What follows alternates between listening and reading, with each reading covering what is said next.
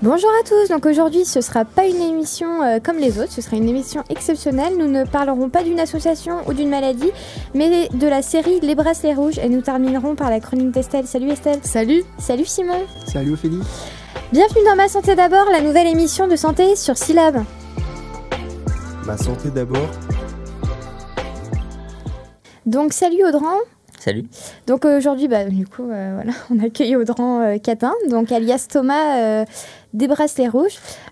Donc pour vous rappeler un petit peu la série, c'est une série télévisée française adaptée de la série espagnole en langue catalane. Toi, tu sais bien le faire, Estelle, non? Pas du tout. Hein. Ok, bon, je le fais.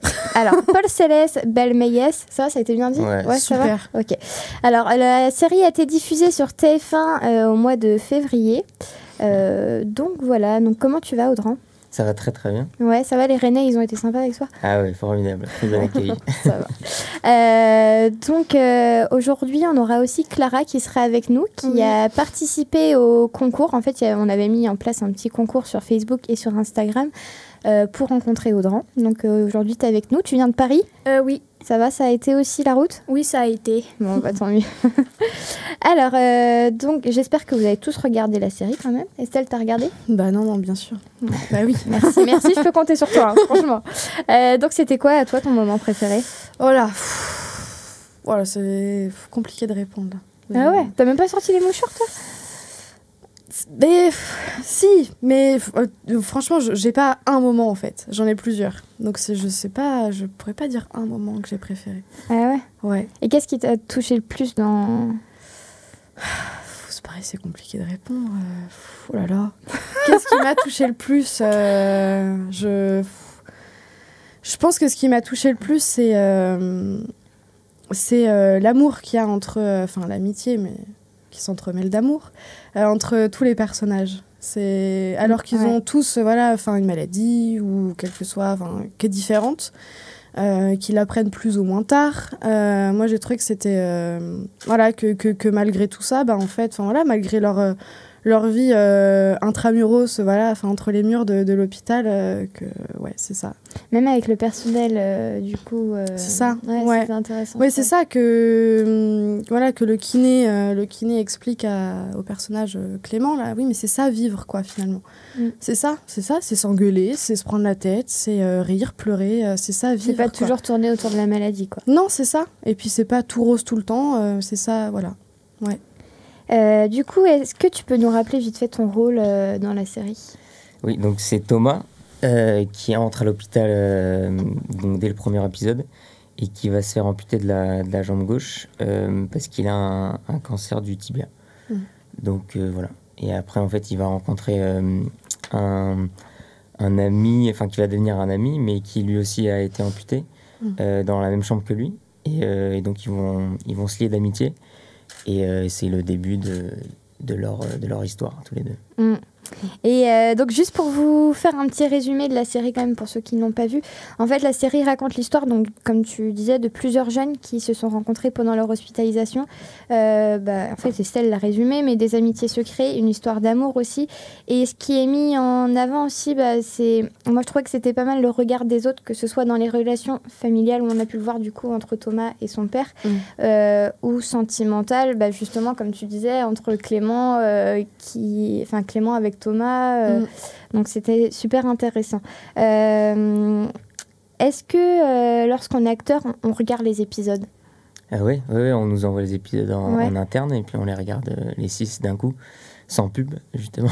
Tant mieux pour toi. Ouais. Et ça fait quel effet en fait de se voir du coup sur TF1 ou... Ça, au début forcément ça surprend. Du coup, on est très tourné sur soi parce qu'on analyse son jeu, on analyse la crédibilité des situations, etc. Et puis plus ça va, plus tu te laisses porter par l'histoire, puisque c'est assez long. Donc tu regardes plus l'ensemble plutôt que ta petite performance et ton ego. Et puis, mais oui, au début, forcément, c'est bizarre, mais comme je te disais la dernière fois, c'est que j'étais habitué assez vite à me voir dans des courts-métrages ou etc. Ou même à entendre ma voix. Au tout début, même vous, avec la radio, ça a dû être... voilà. Ouais, c'est vrai. On connaît ça quand on s'écoute toujours plus et on se voit toujours plus, puisque on est des individus, donc on se regarde. Et donc, voilà, donc au début, forcément, c'est bizarre, mais on s'habitue assez vite, finalement. Ouais, ok. Mais c'est vrai que toi, du coup, tu dois avoir vraiment la performance aussi technique que nous, on ne voit pas. Aussi, ouais, Parce que bien nous, sûr. on est vraiment plongé dans l'histoire. En fait. Ouais, c'est ça. Ouais. Bien sûr, il y a toujours tous les petits détails techniques, des petites histoires de montage où parfois on a envie que ce soit peut-être mieux fait pour soi, en fait. Mais en fait, quand tu auras la continuité du projet, tu dis que ça tient la route. Donc, Ouais, c'était top. Hein. ouais. Ouais, franchement, des super acteurs, mais alors que ce soit toi et alors les autres, du coup, je connais pas leur vrai prénom. Tu vois, moi, je suis restée sur Sarah, Ouais. je suis restée sur tous ces prénoms-là. Et donc c'est Esther, c'est ça. Esther qui joue Sarah, qui joue super bien. Aziz qui joue Mehdi. Ouais. Ouais, ah bah lui, alors Voilà, il donc le c'est un fallait, je tueur, trouve. là. Ouais. Il le fallait parce que du coup, c'est vrai qu'il a ce petit côté. Désinvolte. Ah ouais. Ouais, complètement. Et je pense qu'il y en a beaucoup qui peuvent se référencer à lui aussi. Ouais, c'est clair. C'est Tu clair. sais, les gens qui sont un petit peu trop sûrs de lui, et en fait, on leur annonce un truc. Et franchement, super acteur aussi. Mais je pense que tous les acteurs, Ouais. vraiment, on peut tous s'identifier. Et comment elle s'appelle Luna, Roxane. qui joue Luna, Roxane. ouais. Voilà. Et Tom qui joue Clément.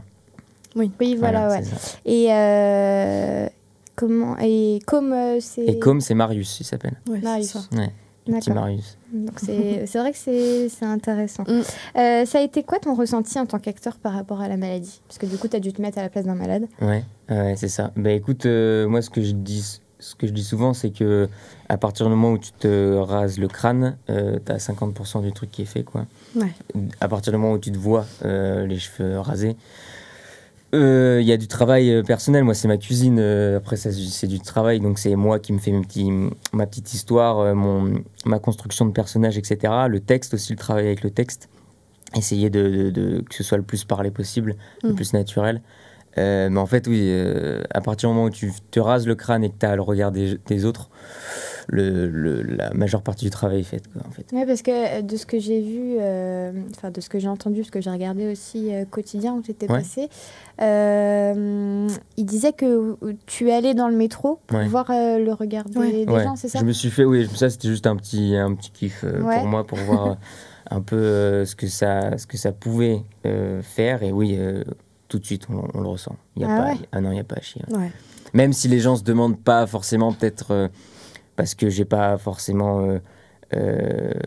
Enfin, j'étais pas peut-être aussi pâle que pouvait être quelqu'un qui sortait tout de suite d'une chimio, etc. Tu vois, mais juste le crâne rasé comme ça à blanc, il se pose tout de suite des questions. En fait. Et encore, t'es un homme. Et encore, je suis un homme. C'est ça, une femme tout de suite. Ça, là, tout de suite, on catégorise.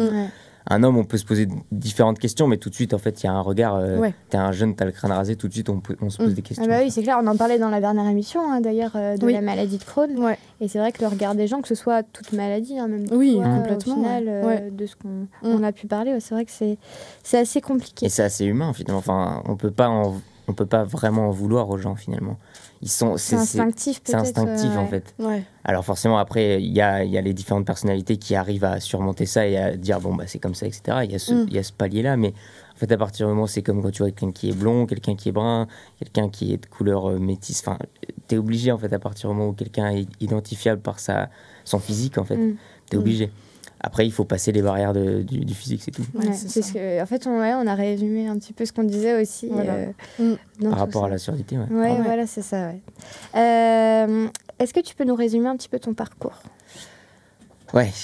À partir de, on va dire, je suppose l'école primaire, collège, on va dire lycée. Allez. À partir du lycée. Non, en fait, moi, je viens de Bordeaux à la base. Enfin, je suis né à Paris, mais je suis parti à Bordeaux quand j'avais 6 ans. Parce que mon père avait trouvé du travail à Bordeaux. Et donc, j'ai fait toute ma scolarité à Bordeaux. Très paisible, très, très, très belle éducation. Enfin, très belle ville aussi. Ouais, très belle ville aussi, donc tout allait bien. Et j'ai commencé le théâtre à 12 ans, dans une petite formation. On était 90 comédiens quand même. Ça allait de 7 ans à 20 ans. D'accord. Et on avait des groupes d'âge. Et à la fin de l'année, on faisait des spectacles avec chacun avait une petite pièce. Et ça donnait un gros spectacle de 2h30 et on jouait devant 800 personnes du coup, puisqu'il y avait 90 comédiens, donc toute la famille, tous les amis, etc. Donc c'était très tôt des grosses expériences avec une metteur en scène qui pour moi était ma deuxième maman à l'époque, où j'allais tout le temps là-bas en fait, et c'était vraiment mon havre de paix.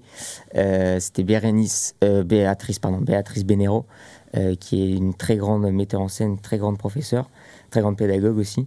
Et ensuite, je suis parti, donc après le bac, tenter ma chance à Paris. Donc je suis revenu aux sources et j'ai fait donc d'abord Cochet, les cours Jean-Laurent Cochet, qui a formé Depardieu et Lucchini. Oui, quand même. Ouais. Et à côté, je faisais la fac pour avoir le statut étudiant.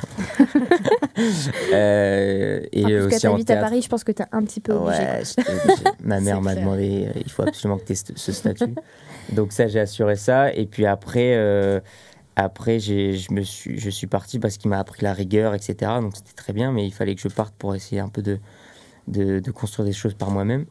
Et je suis allé dans un petit cours qui s'appelle le cours du foyer, à Grand Boulevard, qui est monté par 3 anciens profs de chez Cochet. Et ils ont monté ça, et pendant 1 an, j'ai travaillé comme je sais pas comment on appelle ça, comme un DRAT, quoi. Et j'ai pu après obtenir le concours de la classe libre, qui est une formation assez réputée, au cours Florent. C'est en 2 ans, c'est gratuit, et tu crées des trucs tout le temps, en fait. Tu as des intervenants tous les 2 mois, et tu crées des spectacles tout le temps, donc tu as des ouvertures professionnelles assez intéressantes. Et voilà, donc ça, je suis ça depuis 2 ans. Grâce à ça, j'ai eu mon agent. Grâce à ça, j'ai eu des castings, j'ai passé les bracelets rouges et j'ai eu les bracelets rouges. Donc c'est toi qui es allé, qui a postulé, ou c'est eux qui sont venus? C'est elle qui a entendu parler de moi et qui est venue me voir donc, au spectacle du foyer de fin d'année, où j'avais beaucoup travaillé. Donc en fait, fin d'année, j'avais 6 scènes pendant le spectacle qui, dans les styles et dans les personnages, étaient assez différentes. Donc elle a pu voir en fait un CV, une démo, tu vois, en live, quoi, en spectacle. Donc elle m'a demandé le lendemain matin si elle voulait. Le casting a été fait, quoi, en fait. En fait, Ouais, c'est ça. T'as passé le casting Exactement. sans le savoir. Et du coup, pour en revenir au bracelet rouge, le tournage, il a duré combien de temps? C'était 60 jours, étalé sur 3 mois et demi à peu près. Et ça a été tourné... D'abord à Paris. Il y a une partie Arcachon, non? Ouais, d'abord à Paris en banlieue, dans des hôpitaux désaffectés qu'ils ont réaménagés. Et ensuite à Arcachon, ouais. À Arcachon pendant 1 mois et quelques. Ouais. Et comment ça se passe un tournage? T'es obligé... Enfin, parce que du coup, vous n'êtes pas tout le temps... Après, toi, c'est vrai qu'on te voit pas mal, mais il y a des acteurs qui tournent pas tout le temps, donc ils sont appelés sur...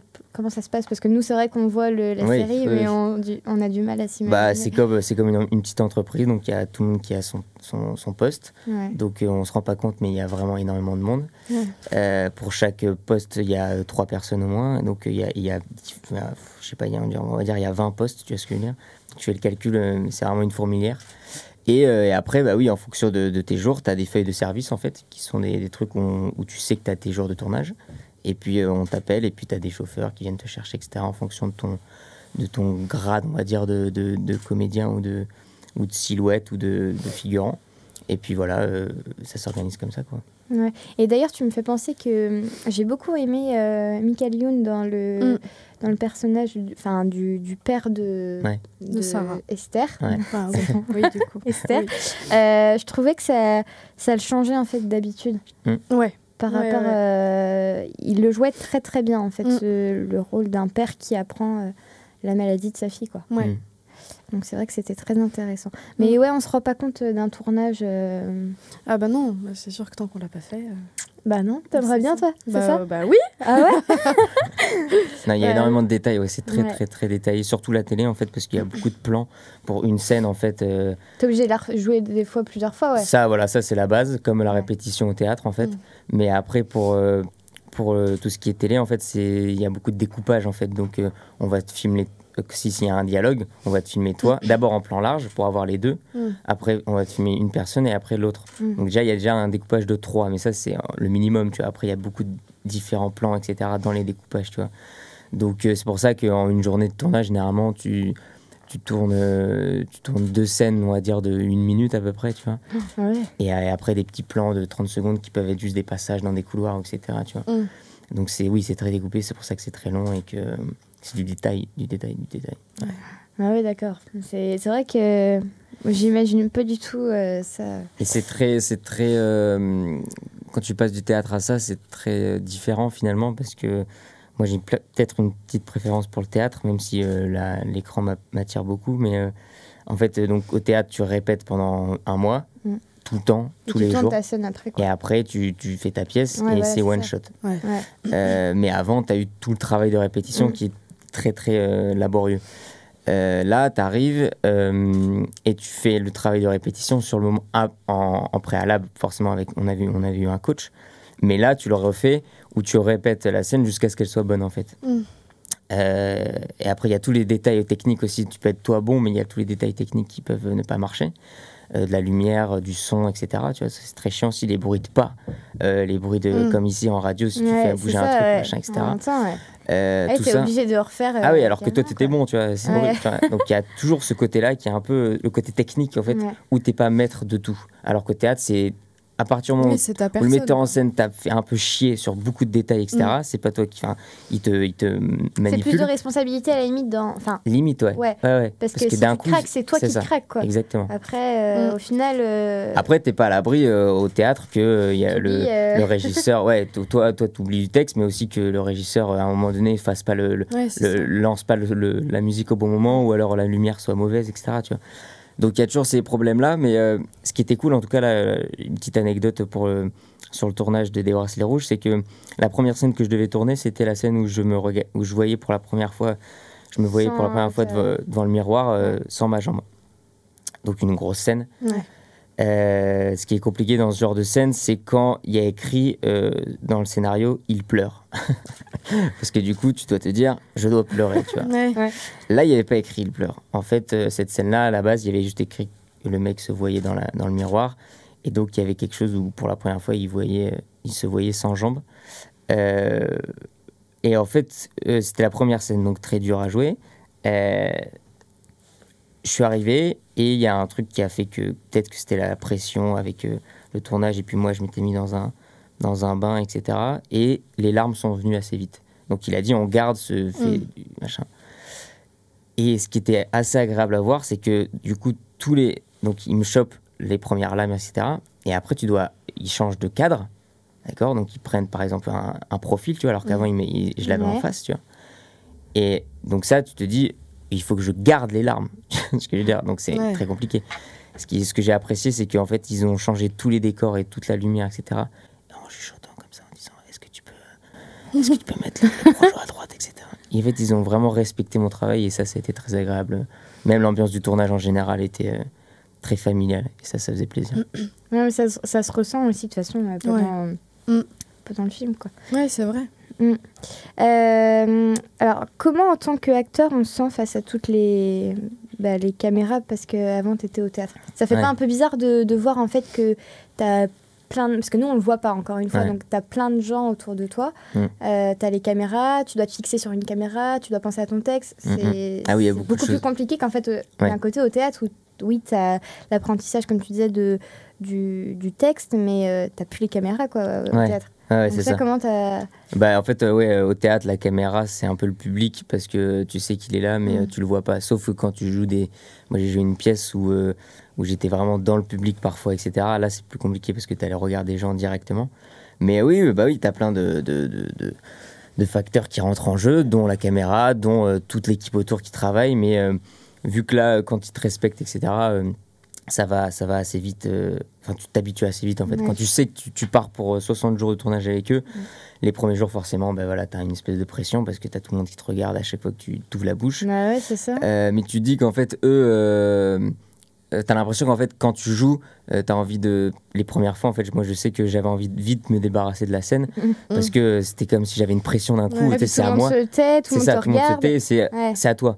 Alors qu'en fait, eux, ils sont plus à... Souvent, ils regardent les scènes, etc. Mais en fait... Ils se concentrent aussi sur leur truc. En fait, ils regardent, merde, putain, la lumière est pas bien sur son visage, etc. Tu vois. Ou la script qui regarde si le texte est bien respecté, enfin, tu vois. Donc, ils te regardent quand même, mais après, en fait, tu te rends compte que tu fais ton métier. Donc, eux aussi, avant, sont dans la prépa technique. Donc, en fait, c'est eux aussi qu'on attend avant. Donc, tu dis qu'en fait, on est tous au même stade. Et qu'à partir de ce moment-là, en fait, tu te replaces là où t'es. Et puis, t'es très bien. Et puis, y a pas de souci. Si toi aussi, t'as pas fait ton travail aussi de... Tu connais ton texte, tu sais ce que tu dois raconter, etc. On a le coach, etc. Ouais.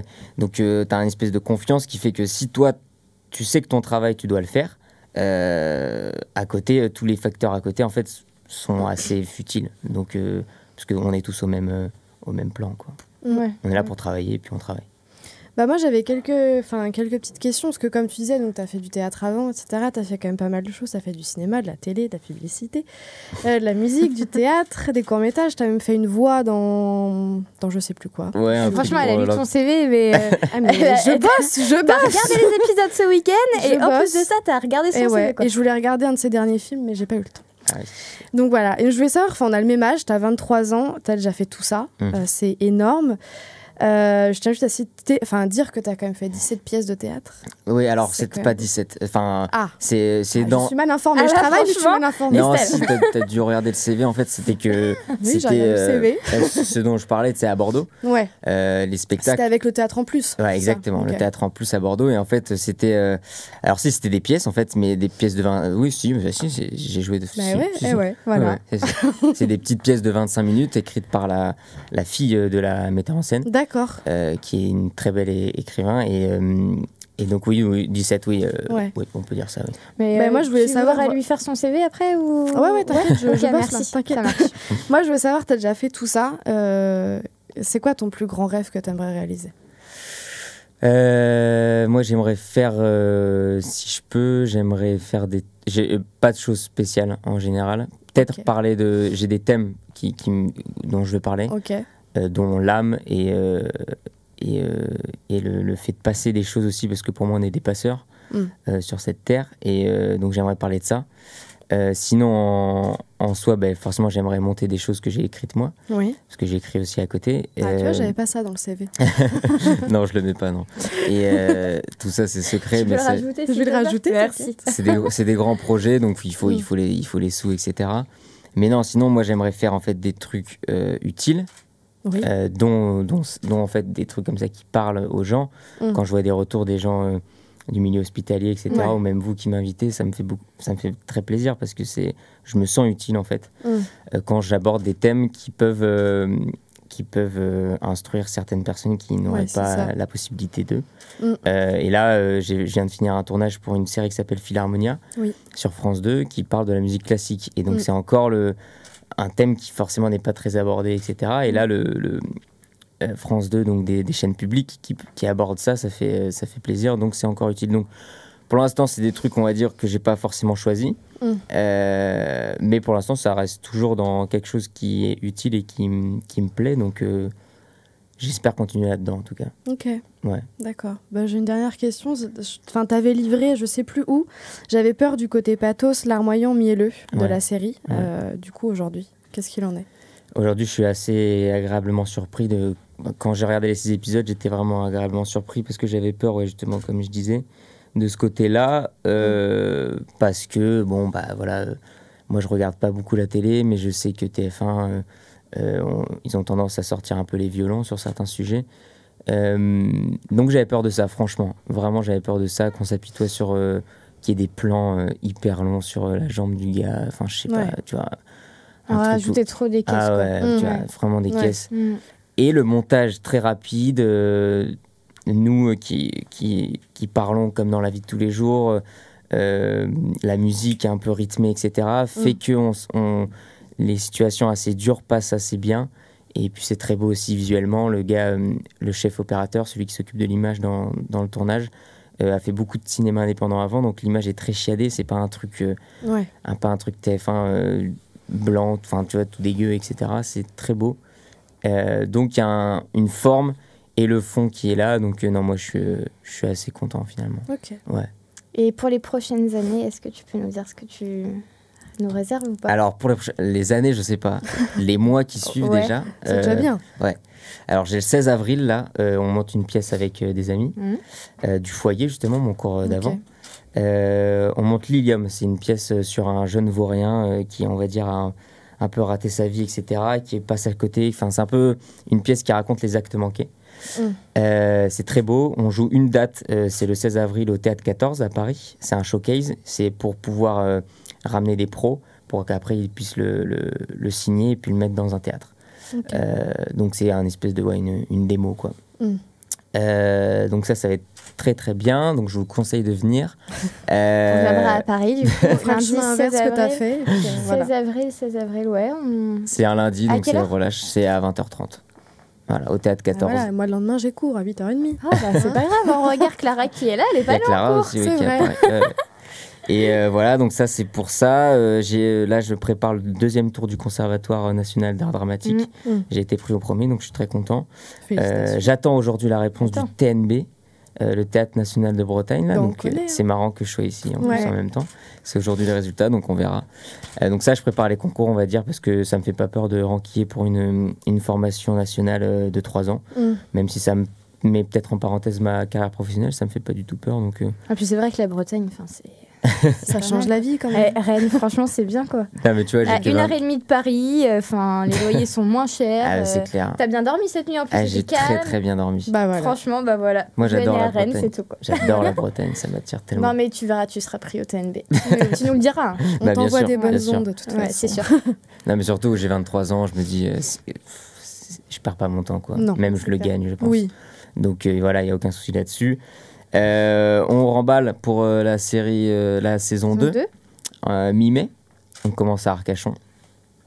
Donc voilà, et puis entre-temps, j'ai mon dernier module de la classe libre, donc mon dernier stage en fait, mon dernier spectacle qui se fera, donc les représentations seront aussi début mai. Donc je finis ça, après j'enchaîne avec les bracelets rouges. Et donc ce sera une création totale avec toute mon équipe de la classe libre. Et ça va être chouette. C'est Cool. parfait. Voilà. Bon, bah nickel. Clara, t'avais une petite question à lui poser, non? Oui, pour toi, c'est quoi la scène la plus dure à jouer? Ah. Ouais, je parlais du... tu parlais tu demandais ce qui était le plus dur avec toute l'équipe, etc. autour. Et en fait, ce qui a été le plus... alors que je suis habitué tu vois, au plateau de théâtre, etc. Donc à avoir du monde qui me regarde. Ce qui était le plus dur en fait à jouer, pas dans les scènes dramatiques en fait à jouer, c'était plutôt en fait le fait d'avoir énormément de figurants autour. Parce que justement au fur et à mesure tu t'habitues à ton équipe de tournage, donc ça devient ta famille. Donc en fait, tu joues tranquillement en fait, le matin t'arrives t'es tranquille, fais machin, etc. machin. Donc t'es plus dans un truc de cocon, etc. Et en fait la première scène du premier épisode où j'arrive à l'hôpital, là il y avait une 50aine de figurants. Et je jouais pas, et c'était une scène toute naze. J'entrais c'était assez, dramaturgiquement parlant, c'était assez fort parce que j'entrais à l'hôpital. Mais en soi, je disais juste bonjour, ouais, je sais où ma chambre, etc. Tu vois. Mais avoir 50 personnes autour qui te regardent et qui techniquement captent pas tout parce qu'ils n'entendent pas tout, parce qu'on a tous des micros, etc. On sait ce qui se passe, ouais, on doit changer le projo, etc. machin et tout. Mais eux ne savent rien, ils sont loin, etc. Mais dès que c'est action, eux ils font leur truc, mais tu sens que tu as une pression très très importante. C'est tu tourné vois. autour de toi, quoi. Exactement. Ouais. C'est le côté en fait, oui, spectateur lambda qui va très vite te juger, alors que justement, si c'est une équipe de tournage, ils savent que c'est du travail, etc. Tu vois. Là, ils s'attendent peut-être à avoir tout de suite un rire, etc. Et il y en a beaucoup qui se rendent pas compte que c'est un métier. Du coup, tout de suite, quand on refait 10 fois la scène, ils se disent putain, mais c'est chiant. Qu'est-ce que c'est Tu te dis oui, mais c'est un métier, c'est normal. Enfin, tu vois. Ils s'attendent tout de suite à ce que comme c'est du cinéma ou du théâtre ou de la télé, tout de suite il doit y avoir un truc. C'est génial, ça va être une journée incroyable. Bah non, c'est du travail, c'est lent, c'est laborieux, etc. Donc cette pression-là de te dire comment ils vont te juger, alors que c'est tout con. Hein. Tu te dis que les gens ils sont là juste, ils sont bienveillants, tu vois, il y a aucun souci. Mais ça a été l'une de celles qui a été le plus dur à jouer. Et aussi d'autres, par exemple, je pense aux scènes d'amour, qui tout de suite, tu as une pression, etc. Le fait d'embrasser quelqu'un que tu connais pas, le fait de s'habituer à ça, de faire parfois des dialogues où j'ai voulu couper des trucs parce que je trouvais ça trop mielleux, etc. Mais ça, et puis oui, les scènes avec mon père aussi. Les scènes avec mon père. Je te remercie, Audran, Merci d'être à venu. vous, merci beaucoup. Et